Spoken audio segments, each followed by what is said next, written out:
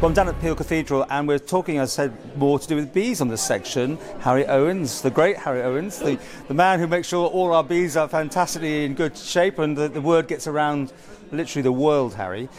Did you ever think you'd be going to Burundi about the whole thing? Yeah. It's a new one for me, I can assure you. What are you going to do? Tell us about it. Well, what I'm going to do, primarily my mission in this particular thing is to give them, improve their lives through beekeeping. At the moment, the bees they've got are fine, but the way they utilise the bees is not. The methods they use are so primitive they get very, very little out of it. They get honey, but not very much, and poor quality the way they have it. They can't really extract it like we would.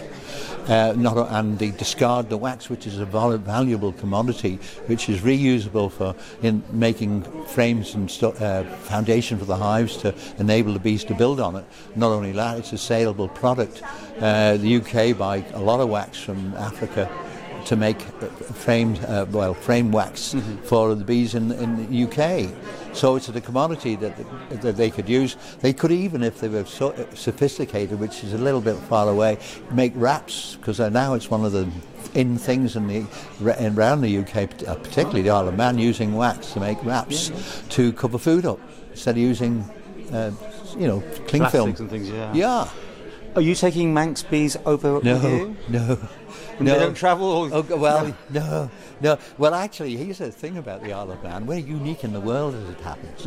There's only, I think, Australia and ourselves and a couple of islands and maybe little tiny places in Scotland that got no maromite. We're totally clear. And also disease-free, or the major disease in the British Isles. So we're unique in that, but I'm not taking any of that.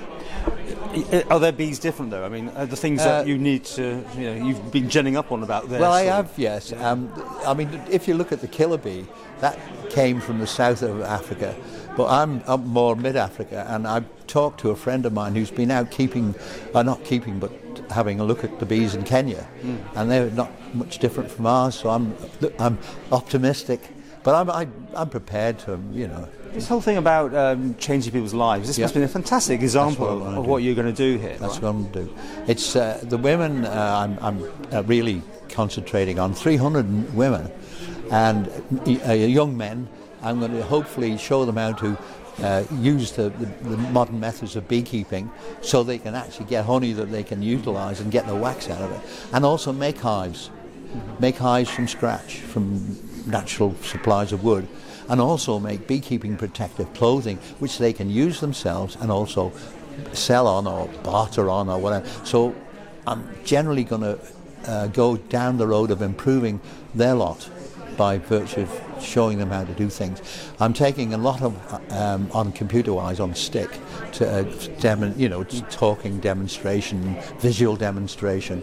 I had a great deal of help from my son-in-law, who's very good on computers, so we were even at it last night getting it organised. So I've got the info on sticks. I'll leave them with them, and they can look at it again, sort of thing.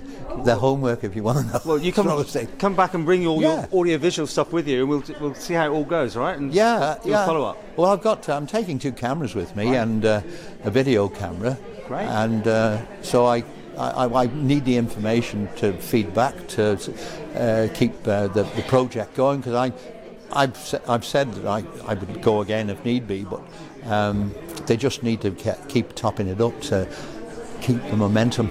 And what time scale has this project got to get it from where they are now? Is obviously not good. I've got 2 weeks.